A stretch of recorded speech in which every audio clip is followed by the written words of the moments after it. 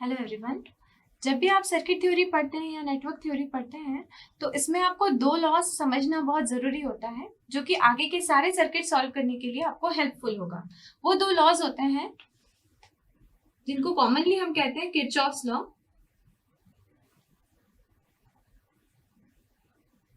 ये दो होते हैं, एक होता है हमारा किरचॉफ्स करंट लॉ एंड दूसरा हमारा होता है किरचॉफ्स वोल्टेज लॉ।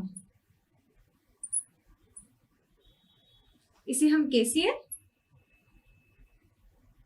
और इसे हम केवीएल भी कहते हैं। ये समझने से पहले हमें एक चीज समझना होगी कि नोड क्या होता है।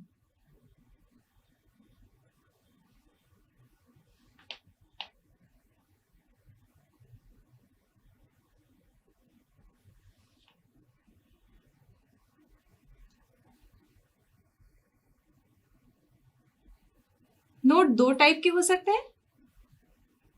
एक होता है सिंपल नोड, दूसरा होता है प्रिंसिपल नोड।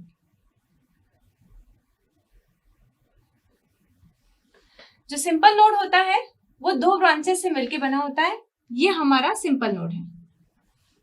कम से कम दो ब्रांचेस वहां होनी चाहिए। इस नोड को हम बोलते हैं सिंपल नोड। और प्रिंसिपल नोड दो या उससे अधिक ब्रांचेस को, जहां दो से अधिक ब्रांचेस इन्वॉल्व हो जाती है, उसे हम कहते हैं प्रिंसिपल नोड। तो यहाँ ये जो नोड है आपका, ये प्रिंसिपल नोड कहलाएगा और ये जो है आपका, ये आपका सिंपल नोड कहलाएगा। तो किरचॉफ्स करंट लॉ के बारे में हम जानेंगे। What is Kirchhoff's current law?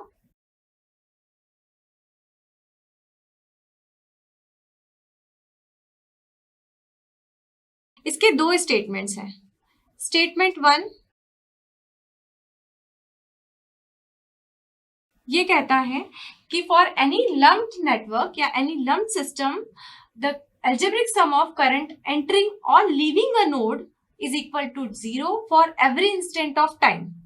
क्या कहा मैंने? किसी भी लम्प सिस्टम के लिए या किसी लम्प नेटवर्क के लिए करंट एंटर करने वाले और लीव करने वाले, उनका एल्जेब्रिक सम जो होगा वो हमेशा 0 होगा। इसको हम समझ सकते हैं कि एग्जाम्पल से। मान लीजिए यहाँ ये I1 है, ये I2 है, ये एक नोड है, इनको हमने बोल दिया N1, ये I3 है और ये I4 है। अकॉर्डिंग टू KCL क्या कहता है? algebraic sum of currents entering the node and leaving the node should equal to 0।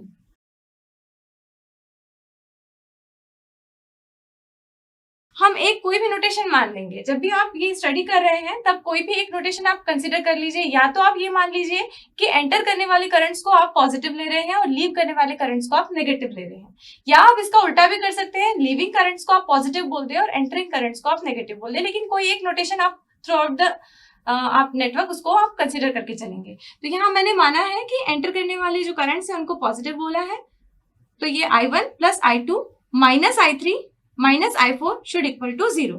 इसका उल्टा भी मैं लिख सकती हूँ। अगर मैं ये कंसिडर करती हूँ कि लीविंग करंट जो है वो पॉजिटिव है, तो मैं इस इक्वेशन को इस तरह से भी लिख सकती हूँ। यहां से एक और चीज निकल के आती है। हम ये बोल सकते हैं कि एंटर करने वाले करंट्स का सम लीव करने वाले करंट्स के सम के बराबर होता है। ये एक इक्वेशन निकल के आती है। तो एंटरिंग करंट और लीविंग करंट दोनों का सम जो है वो हमेशा 0 होना चाहिए। आप दोनों को इक्वेट करके देखेंगे तब ये इक्वल आएगा। केसीएल जो है वो कंजर्वेशन ऑफ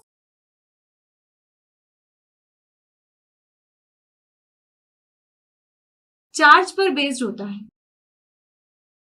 तो इस इक्वेशन को मैं इस तरह से भी लिख सकती हूँ। I1 is equal to I know Q1 by t. तो इस इक्वेशन को मैं रीराइट कर सकती हूँ Q1 by t plus Q2 by t, it is equal to Q3 by t plus Q4 by t. यहां से ये आ सकती है equation Q1 plus Q2 should equal to Q3 plus Q4। ये दिखाता है कि KCL जो है वो based on conservation of charge होता है। ये था स्टेटमेंट 1। अब हम स्टेटमेंट 2 की बात करेंगे। तो KCL में एक और तरह से KCL लग सकता है, वो ये है, for any lump system the algebraic sum of currents entering और leaving a closed surface should equal to 0 for every instant of time. मतलब किसी भी लम्प सिस्टम के लिए जो एल्जेब्रिक सम होगा करंट्स एंटरिंग या लिविंग उस पर्टिकुलर क्लोज सरफेस के लिए, वो हमेशा 0 होना चाहिए समय के किसी भी ड्यूरेशन के लिए। ये जो सर्किट आप देख रहे हैं, यहाँ आपको एक क्लोज सरफेस दिखाई दे रही है, जिसको आप डॉटेड मार्क से आप देख सकते हैं। तो यहाँ हम एक कंबाइंड KCL इक्वेशन लिखेंगे, जिसमें हम करंट एंटरिंग और लीविंग को मेंशन करते हुए बताते हैं। 10 एम्पियर्स ऊपर जा रहा है, हम मान रहे हैं कि अपसाइड जाने वाले करंट्स को हम पॉजिटिव लेते हैं अगर, तो फिर एंटरिंग करंट को हमने पॉजिटिव लिया, तो 10 minus I minus 2 plus 6 should equal to 0। यहां से हम करंट का वैल्यू निकाल सकते हैं। I is equal to 6 minus 6 plus 2 minus 10, ये आ जाएगा हमारा माइनस 14 एम्पियर। इसका मतलब जो I का डायरेक्शन हमने मेंशन किया हुआ है सर्किट में, वो अपोजिट है। करंट माइनस 14 दिखा रहा है, इसका मतलब करंट जो है वो अपवर्ड जा रहा है। तो I का वैल्यू माइनस 14 एम्पियर है।